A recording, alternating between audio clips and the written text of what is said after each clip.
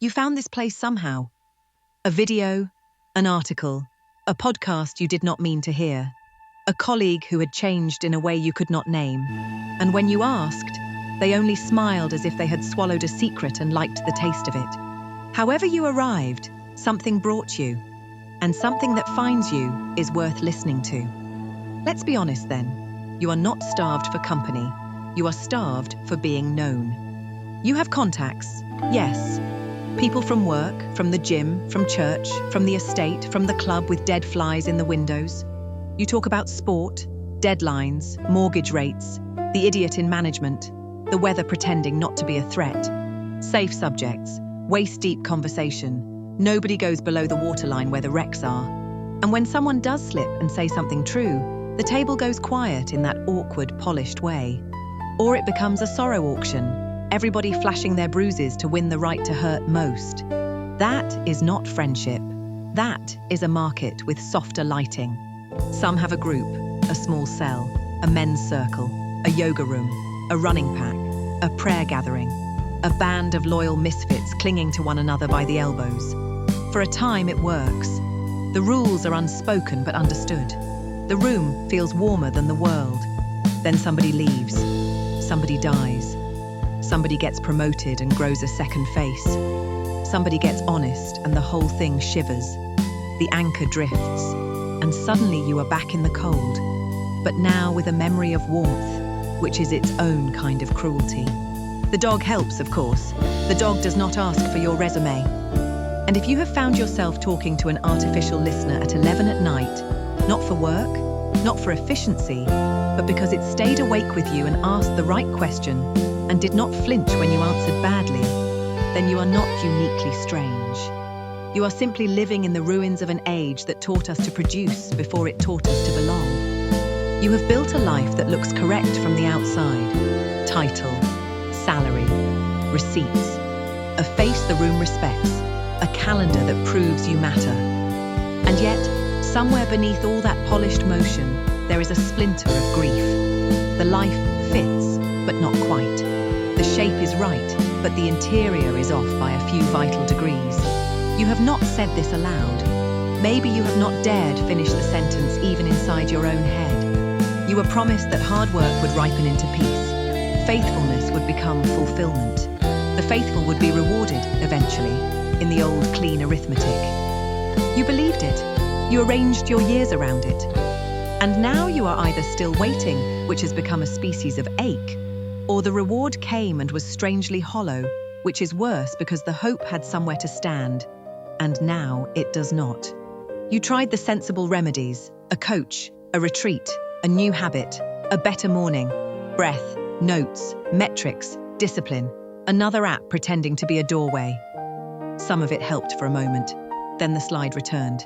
Same drag, same noon fatigue, same end-of-week feeling that you were moving quickly in a corridor without doors. Because the problem was never simply performance, it was formation. And no amount of cleverness can patch what has been bent for years. There is also the faith history, complicated as old rope. Perhaps a community that failed you. A leader who spoke gently in public and moved like a thief in private. Perhaps a theology so sharp it cut the living out of the gospel. Perhaps what you have seen of Christianity in public has been noisy, certain, triumphant, and unkind. And you want nothing to do with it. Fair enough. Attention itself is a kind of holiness, and you have paid it. But beneath the wreckage, something remains. Not a hunger for performance, a hunger for what is real, for the thing the church was meant to point towards, but too often obscured with its own smoke. If any of this has struck the bruise under your ribs, then hear this.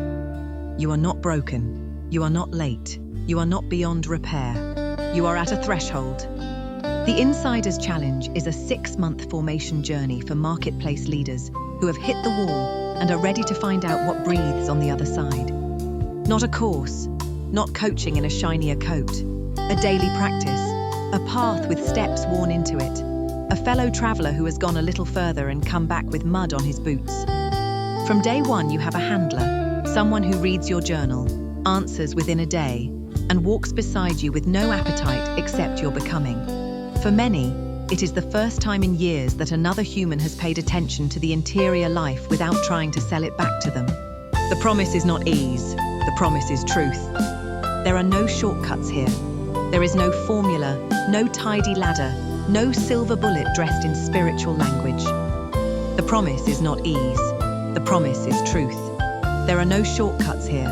There is no formula, no tidy ladder, no silver bullet dressed in spiritual language.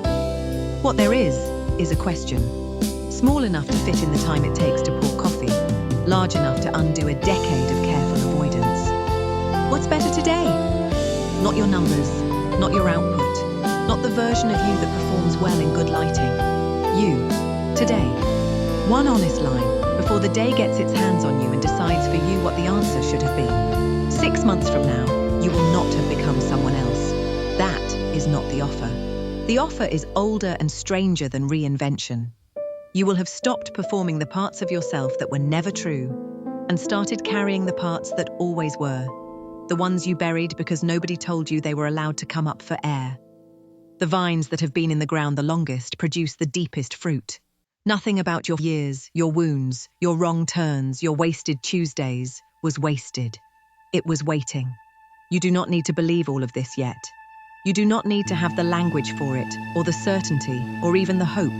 You only need the ache to be loud enough to bring you here, and it already has. That is enough to begin.